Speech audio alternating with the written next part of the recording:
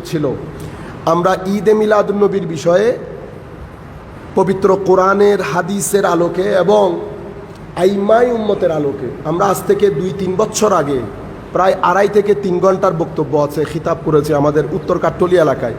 এর চেয়ে বাংলা ভাষায় আর বেশি প্রয়োজন আমিও বলতে পারবো না, আল্লাহ এর চেয়ে বেশি আমার সামর্থ্য নাই। মনে রাখবেন, ঈদে মিলাদুন্নবীটা কোনো বিতর্কিত বিষয় না। আমাদের মধ্যে আমরা অনেক সময় বুঝে না বুঝে, আমি গত পরশু একই কথা আমির ভান্ডার দরবার শরীফও বলেছি, এখন একই কথা আবার রিপিট করতে হচ্ছে। এটা কোনো বিতর্কিত বিষয় না। আপনি যখন মীমাংসিত একটা বিষয়ে বিতর্ক করতে যাবেন, তো আপনার এটা প্রথমে আপনি একটা বড় চরম ভুল করে ফেলেছেন। বাংলাদেশের স্বাধীনতা যুদ্ধ এটা কোনো বিতর্কিত বিষয় না। বাংলাদেশের স্বাধীনতা যুদ্ধ আমাদের অহংকার। এখন 2-3 জন সমাজের মধ্যে আছে না যারা এটা মানে না, তো এখন ওই 2-3 জনের সাথে আপনি যদি বিতর্ক করতে যান তাহলে তো আপনি প্রথমেই হেরে গেলেন, কারণ আপনি একটা মীমাংসিত বিষয়, একটা গর্বের বিষয়কে বিতর্কিত বিষয় করে ফেলেছেন। নাম্বার 1। নাম্বার 2 হচ্ছে ঈদে মিলাদুন্নবী সাল্লাল্লাহু আলাইহি ওয়াসাল্লাম যারা পালন করেন আর যারা পালন করেন না। আমি এখন এখানে বসা পর্যন্ত পৃথিবীতে যারা ঈদে মিলাদুন্নবী করেন না তাদের সংখ্যা যদি আমি নির্ধারণ করি, এটা ওই যে মেয়েরা, আমাদের মা বোনেরা রুটি বানায় না, রুটির জন্য আটা থেকে ময়দা খামি করে না, ওই খামিরের মধ্যে সামান্য পরিমাণ লবণ ঢালে, তো যারা করেন না তাদের সংখ্যায় ওই লবণের মতো। বুঝতে পেরেছেন? পৃথিবীর আনাচে কানাচে, আপনি পৃথিবীর যেই প্রান্তে যান, যেই প্রান্তেই যান, ঈদে মিলাদুন্নবী সাল্লাল্লাহু আলাইহি ওয়াসাল্লাম পালিত হয়। এখন আমার ভাইয়ের প্রশ্ন হচ্ছে, ইসলামের মধ্যে এই যে পালন করা, এটা কতটুকু যুক্তিযুক্ত?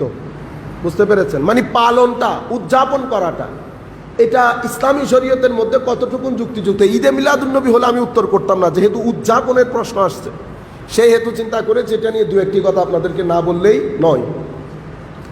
মনে রাখবেন, কারণ এখন হচ্ছে ইনফরমেশনের যুগ, নলেজের যুগ না। আমরা আমাদের ছাত্র ভাইদেরকেও বলবো, এলম এবং মালুমাত দুইটার মধ্যে আসমান আর জমিনের ফারাক। একটা হচ্ছে নলেজ আর একটা হচ্ছে ইনফরমেশন। নলেজ আর ইনফরমেশন এক জিনিস না।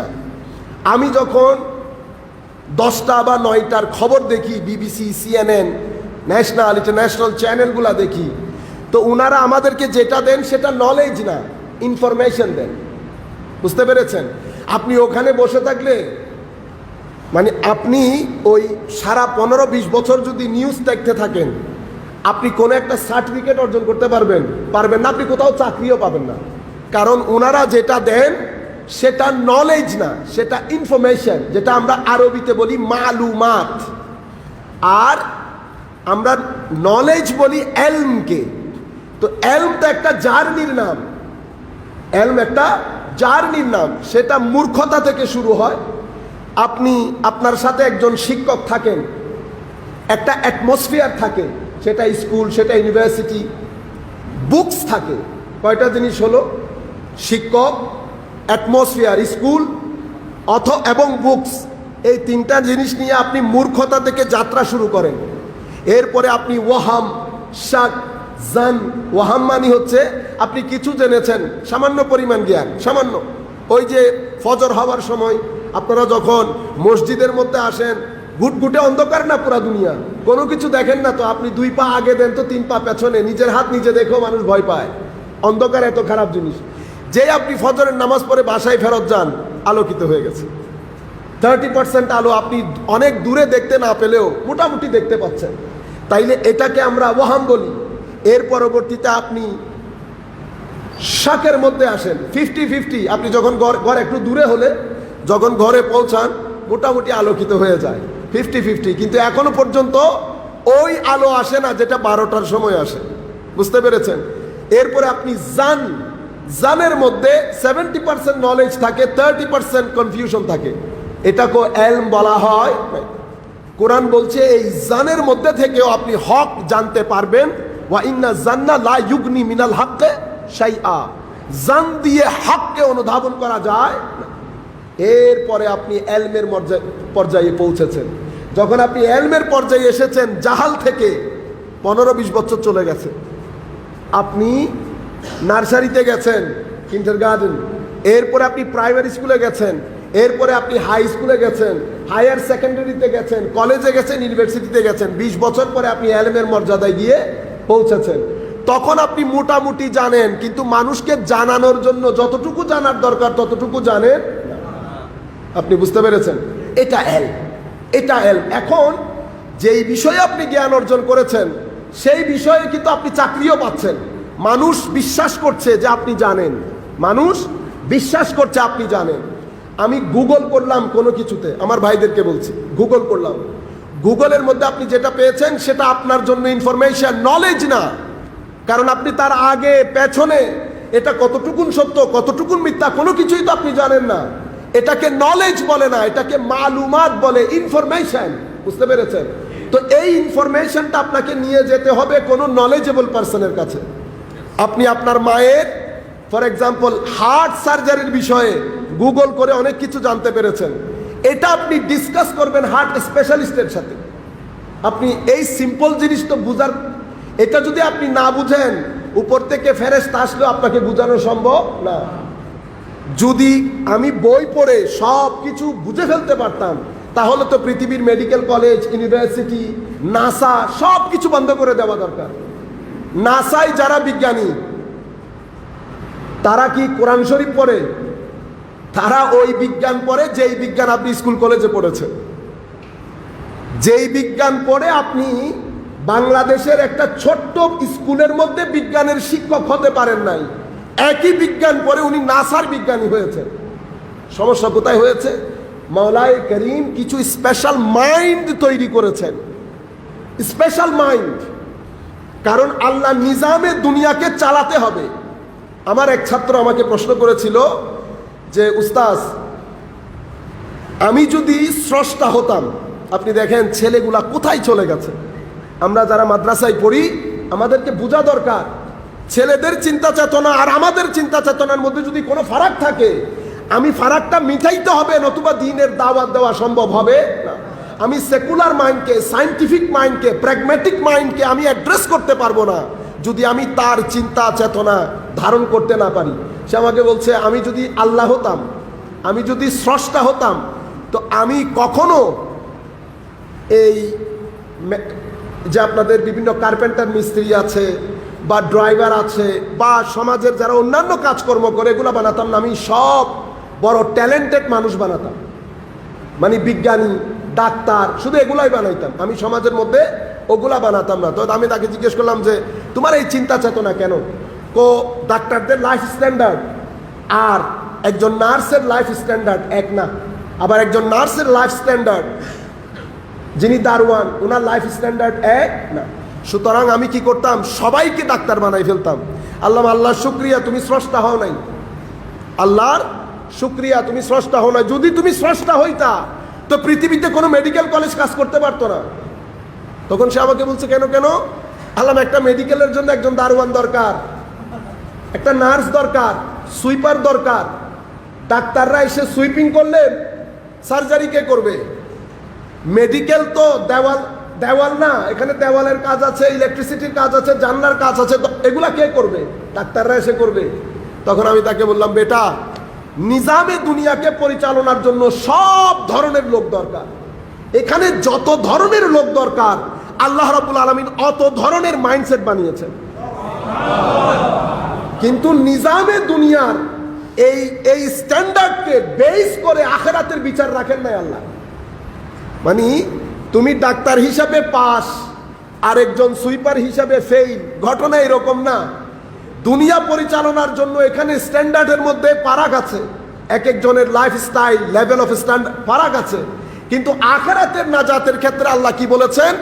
এখানে I don't care whether you are doctor or sweeper, whether you are a professor or sweeper, I don't care.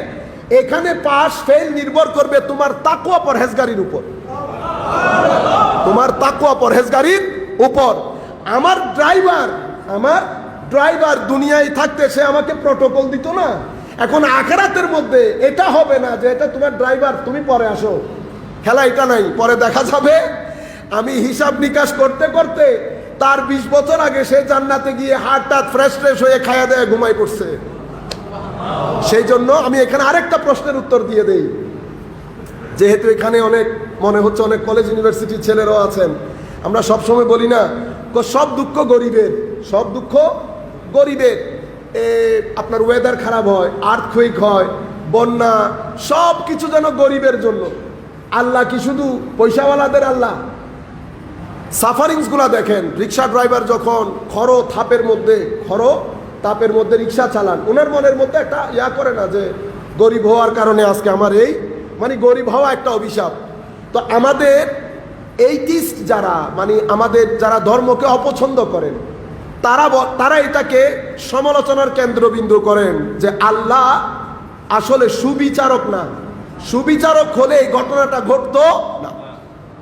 সমস্যা হচ্ছে দুনিয়াকে আল্লাহ জাস্টিসের উপর বানান নাই, দুনিয়া বানিয়েছেন পরীক্ষার জন্য। এই দুনিয়া হচ্ছে দারুল ইবতিলা, এটাকে আল্লাহ সুবিচারের উপর বানান নাই, সুবিচারের উপর আখিরাত বানিয়েছেন। দুনিয়াকে বানিয়েছেন পরীক্ষার জন্য। এখানে দুই ধরনের পরীক্ষা, কেউ সবরের পরীক্ষা দিচ্ছে, কেউ শুকরের পরীক্ষা দিচ্ছে। আমার রিক্সাওয়ালা ভাই যিনি, উনি সবরের পরীক্ষা দিচ্ছেন, আর যিনি রিক্সাতে চড়ে চৌধুরী হয়েছেন উনি শুকরের পরীক্ষা দিচ্ছেন। আল্লাহ দেখতে চাচ্ছেন আমার বান্দা আমি যাদের কাছ থেকে সবরের পরীক্ষা নিচ্ছি তারা কতটুকু পাস করছে, আর যাদের কাছ থেকে শুকরের পরীক্ষা নিচ্ছি তারা কতটুকু পাস করছেন। তো আল্লাহ আখিরাত বানিয়েছেন সবর এবং শুকরের পরীক্ষায় যারা পাস করবে আখিরাত তাদের জন্য। তাহলে দুনিয়া হচ্ছে দারুল ইবতিলা, পরীক্ষাগার। তো পরীক্ষাটার জন্য আল্লাহ এখানে সুবিচারের উপর দুনিয়ার নিজাম বানান নাই, আখিরাতকে সুবিচারের উপর বানিয়েছেন। এক রত্তি বরাবর যদি ভালো কাজ কেউ করে থাকেন সেখানে অবিচার করা হবে না, সুবিচার করা হবে। এখন আপনারা প্রশ্ন করতে পারেন সবরের পরীক্ষা কঠিন না শুকরের পরীক্ষা কঠিন? আপনারা মনে করবেন না না না না না না, সবরের পরীক্ষা একেবারে সহজ শুকরের পরীক্ষার চেয়ে। কারণ যেই ব্যক্তি সবরের পরীক্ষা দিচ্ছে সে 2 মিনিট পর পর কি বলে? আল্লাহ আমারে পাইছো, আল্লাহ। 2 মিনিট পর পর। শুকরের পরীক্ষা, হায় হায় হায়। আপনার আশপাশ দেখেন, সামান্য টাকা আসার পরে যেই ব্যক্তি পাঞ্জেখানা নামাজ পড়তো মসজিদে আর আসে, মসজিদে আসা বন্ধ হয়ে যায়, ক্লাবের দরজা খুলে যায় না, মিথ্যা, মানুষকে ধোকাবাজি, ইদার উদার সবকিছু হচ্ছে না। শুকরের পরীক্ষা অনেক টাফ, শুকরের পরীক্ষা ম্যাক্সিমাম লোক ফেল হয়ে যায়, ইল্লা মাশাআল্লাহ, আল্লাহ যাদের উপর দয়া করেন। কিন্তু বেশিরভাগ লোক এই জায়গায় এসে ফেল করে ফেলেন। আপনারা আশেপাশে দেখেন, আপনারা যেটা মনে করেন, সবাই যেখানে জিজ্ঞেস করি সবরের পরীক্ষা কঠিন না শুকরের পরীক্ষা কঠিন, এক বাক্যে সবাই বলে সবরের পরীক্ষা বেশি কঠিন। আল্লাহর ইজ্জতের কসম, সবরের পরীক্ষা অনেক সহজ। মাওলা আপনাদেরকে কষ্ট দেন ঠিকই, কিন্তু প্রতি জায়গায় আমরা যখন দুঃখে পড়ি ভিতর থেকে একটা আওয়াজ আসে না, আল্লাহ সাহায্য করো, আল্লাহ সাহায্য করো, আল্লাহ সাহায্য করো। কিন্তু শুকরের পরীক্ষা যারা দেন, শুকর এমন একটা জিনিস, একটা পর্যায়ে গিয়ে উনি যে আল্লাহর বান্দা এবং উনাকে যে দুনিয়া থেকে যাইতে হবে, মৃত্যু নামী যে একটা জিনিস আছে, এটাই সব কিছু ভুলে বসে থাকে, সব কিছু ভুলে বসে থাকে। এই কারণে মন খারাপ করার কোনো সুযোগ নাই। আমি আপনাদেরকে যেটা বলতে চাচ্ছিলাম, তো নিজামে দুনিয়া পরিচালনার জন্য এখানে আমি মসজিদ বানাবো। মসজিদের শুধু ইমাম বানালে হবে? মসজিদের বিল্ডিং লাগবে, মসজিদের আর্কিটেক্ট লাগবে, মসজিদের জানলা লাগবে, দরজা লাগবে, টাইলস লাগবে, আপনার কি বলে ইলেকট্রিসিটি লাগবে। কত ধরনের লোক আপনার প্রয়োজন। এক ব্যক্তি সব কাজ করতে পারবে না।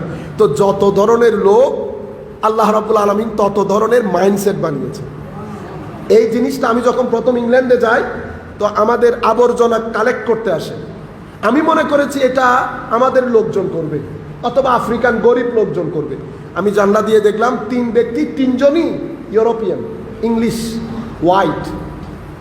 আমি তাদের দিকে তাকায় আছি, আমি চিন্তা করলাম পুরো পৃথিবী থেকে লক্ষ লক্ষ টাকা খরচ করে মানুষ এখানে পড়তে আসে, তোমরা পড়লে অসুবিধা কি হইতো? এই আবর্জনাগুলো কালেক্ট করছে। আচ্ছা, শুধু যে কালেক্ট করছে তা না, তারা এনজয় করে করে কালেক্ট করছে, হাসছে তারা, এটার উপর। পরে আমি চিন্তা করলাম আলহামদুলিল্লাহ রাব্বিল আলামিন, আল্লাহু আকবার, মওলায়ে করিম যত ধরনের মানুষ দরকার তত ধরনের মাইন্ডসেট বানিয়েছেন। প্রত্যেক মানুষ নিজের দুনিয়া নিয়ে খুশি, নিজের দুনিয়া নিয়ে খুশি। আমি আপনাদেরকে যেটা বলতে চাচ্ছিলাম, তো নাসার জন্য আল্লাহুম্মা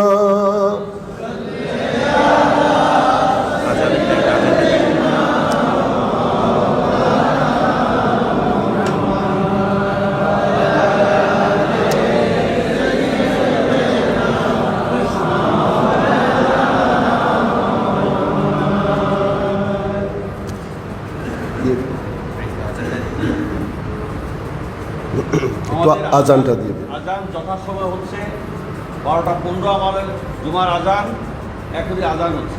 আজানের পরে বাইরের নাইটগুলো বন্ধ থাকবে, আমাদের ভিতরে সবগুলো চলবে। এরপরে আমরা ইনশাআল্লাহ যথাসময়ে সুন্নতের জন্য সময় দেওয়া হবে। কথা বুঝতে পেরেছেন? বয়ান চলবে।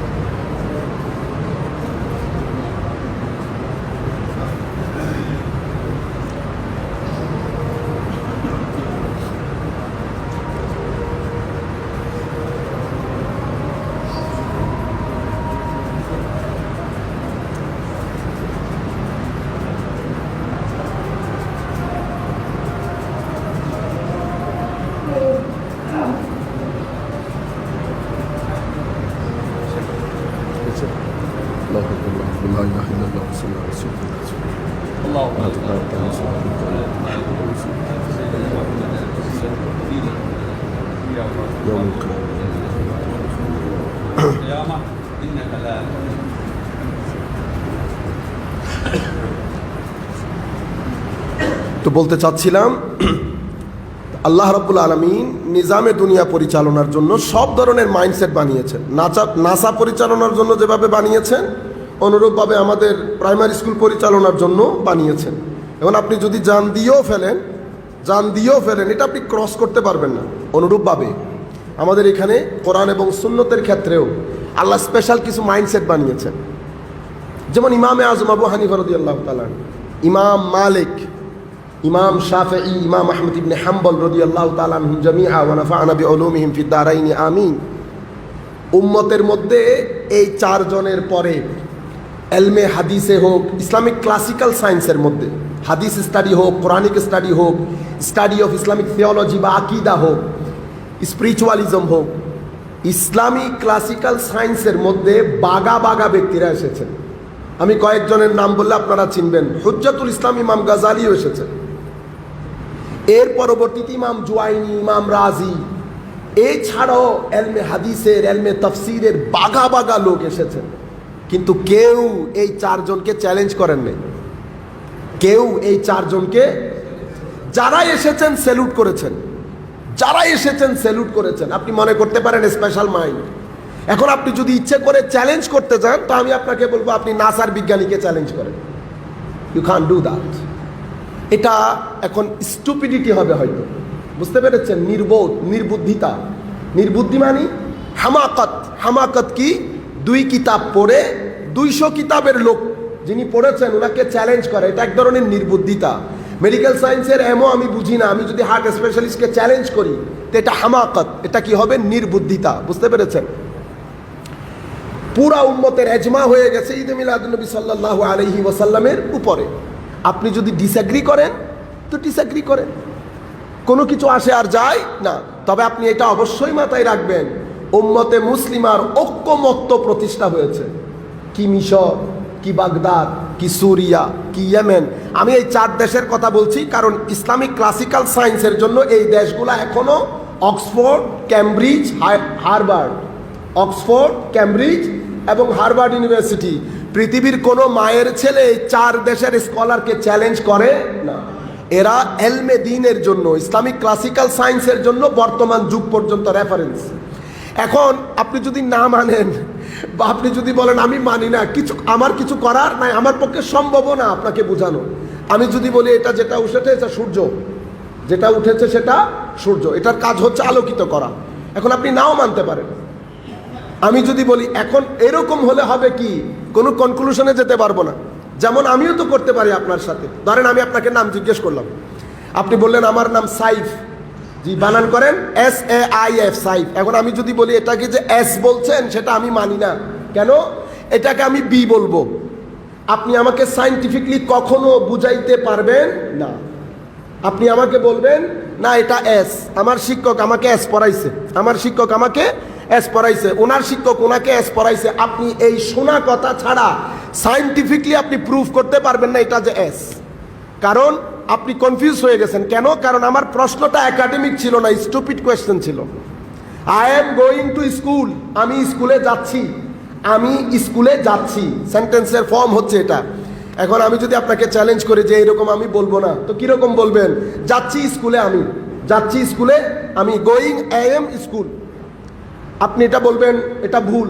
আমি বললাম কেন ভুল? আপনি বলবেন গ্রামাটিক্যালি রং, ব্যাকরণের দৃষ্টিতে ভুল। এখন আমি যদি আপনাকে জিজ্ঞেস করি ব্যাকরণ কি, আমি ব্যাকরণ মানি না, আপনি বিশ্বাস করেন বিজ্ঞান দিয়ে আমাকে কখনো বুঝাইতে পারবেন না। আপনি কি বলবেন?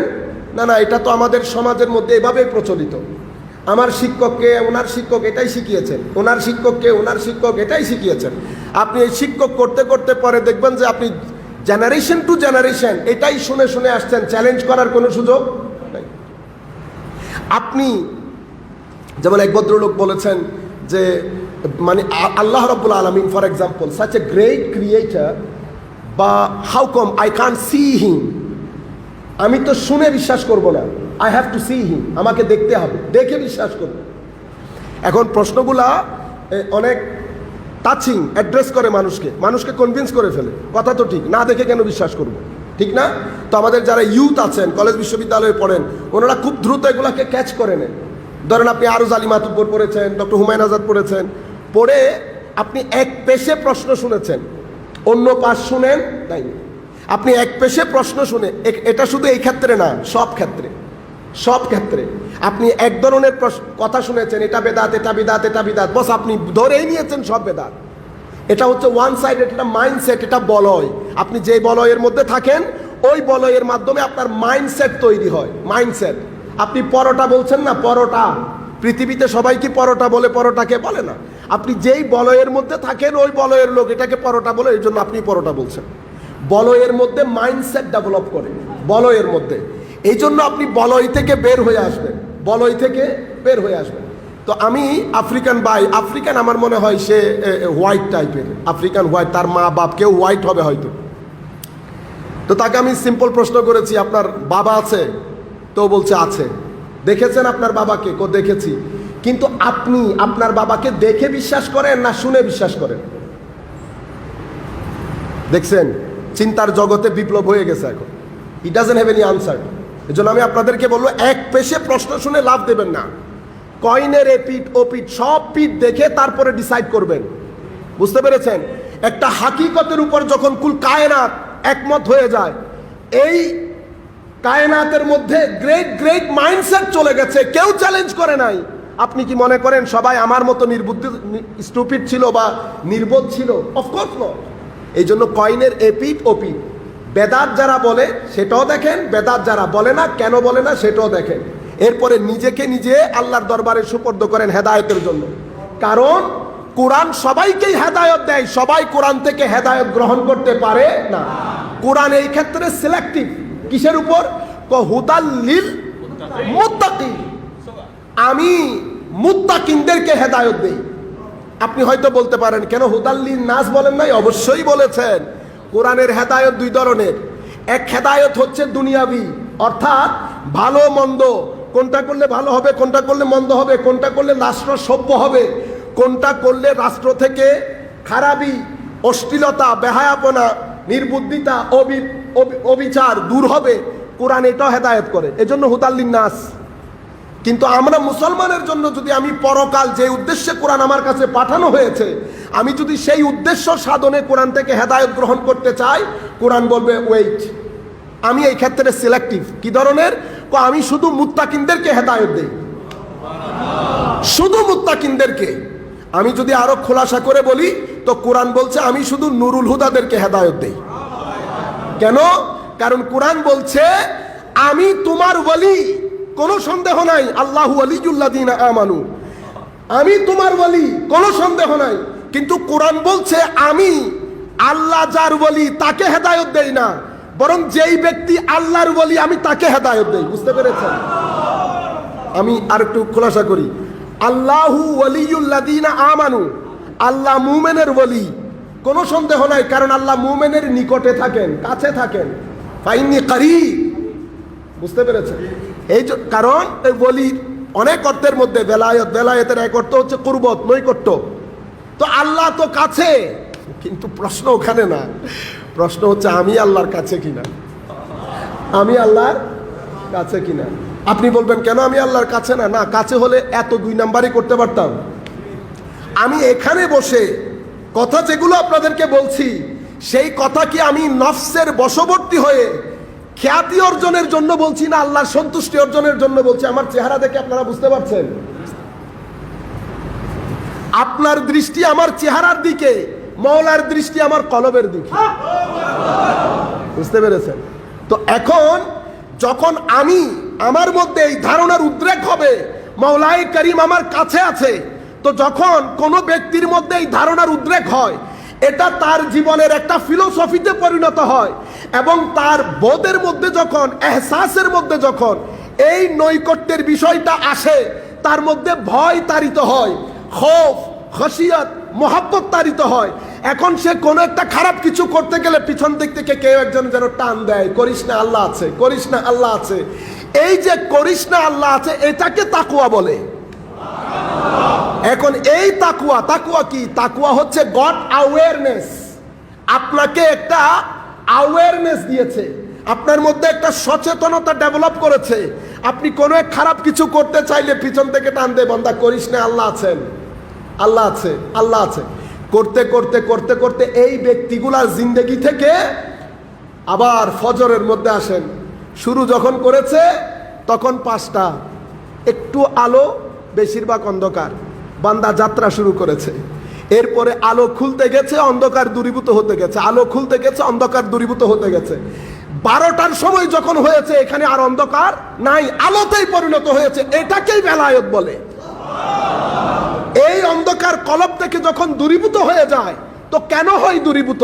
মাওলাই করিম ডাক দিয়ে বলেন, আমার বান্দা যখন আমি নিকটে আছি এই বিষয়টা তার অন্তরে ধারণ করে আমাকে সন্তুষ্টির জন্য লেগে যায়, যা আমি পছন্দ করি তা থেকে বিরত থাকে, তো আমি তার অন্তরের মধ্যে একটা নূর দান করি। আফামান শারাহাল্লাহু সাদরাহু লিল ইসলাম ফাহুয়া আলা নূরিম মির রাব্বি। তো আমি নূর দান করার পরে তার অন্তর্জগৎ আলোকিত হয়। যখন তার অন্তর্জগৎ আলোকিত হয়, আলোকিত হতে হতে হতে 12টা সময় যেভাবে অন্ধকার দূরীভূত হয়ে সব জায়গায় আলোতে আলোকিত হয়, তো সেই সময় যখন হয় আমি তাকে আমার ওলি হিসেবে গ্রহণ করি।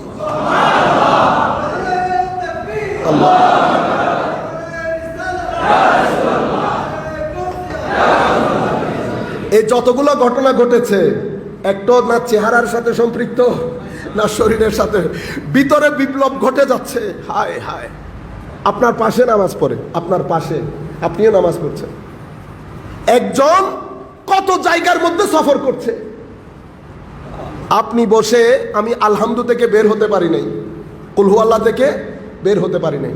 আরেকজন কুলহু আল্লাহ যখন পড়ছে, তো কুলহু আল্লাহর নূর ভেদ করে করে কত দূর পর্যন্ত সফর করছে।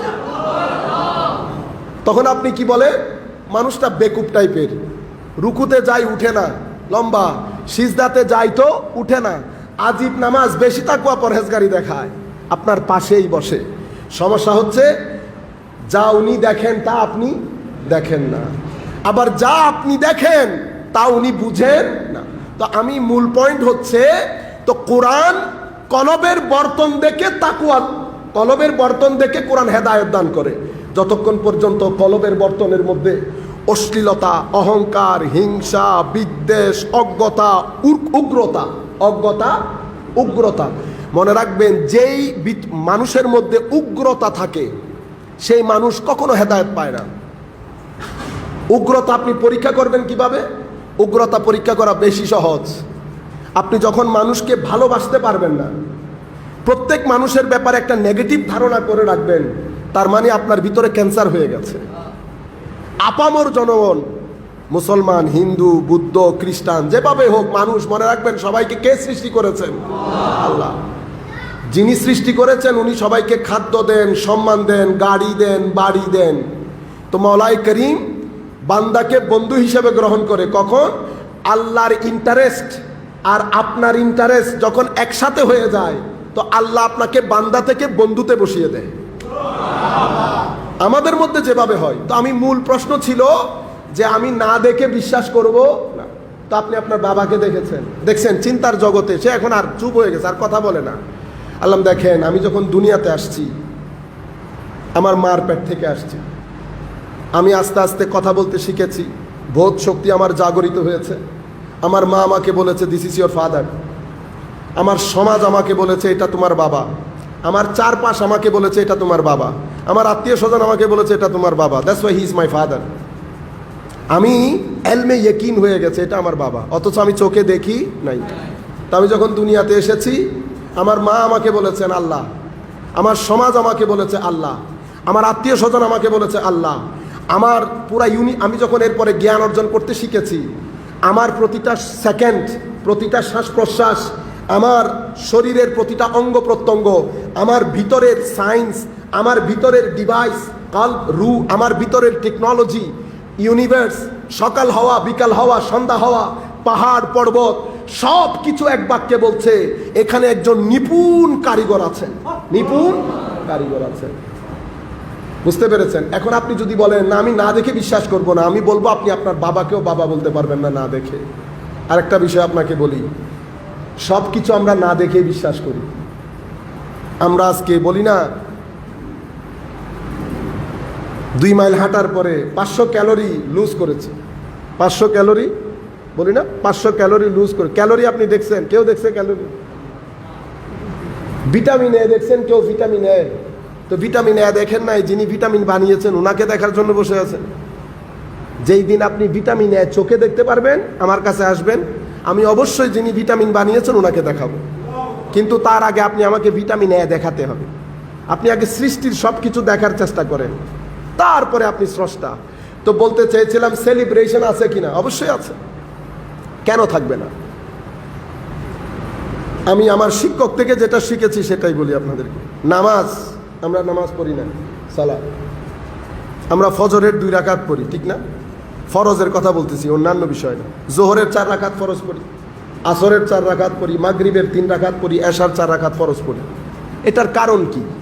আপনাদের মধ্যে কখনো প্রশ্ন জাগে নাই যে রাকাতগুলার সেটিংস এভাবে হয়েছে কেন? 2 রাকাত 2 রাকাত হতে পারতো, 5 রাকাত 5 রাকাত হতে পারতো। সেটিংসগুলো এরকম হলো কেন? না, সেটিংসগুলো এরকম হলো কেন? সুবহানাল্লাহ। আমাদের আইমায়ে কেরাম লিখছেন, ইমাম তাহাবি সহ, হযরত আদম আলাইহিস সালাতু ওয়াস সালামকে যখন আল্লাহ সৃষ্টি করেছেন, দীর্ঘদিন আদম আলাইহিস সালাম আল্লাহর দরবারে তওবা করেছেন। অবশেষে আল্লাহ আদম আলাইহিস সালামের তওবা কবুল করেছেন। কবুল করার পরে ফজরের সময়